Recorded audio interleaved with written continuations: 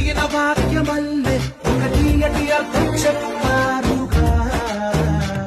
విడివిడిగా వీళ్ళు స్వరాలే కల కలిపిన రాగమల్లె ఒక కమ్మని పాటై నిలిచారు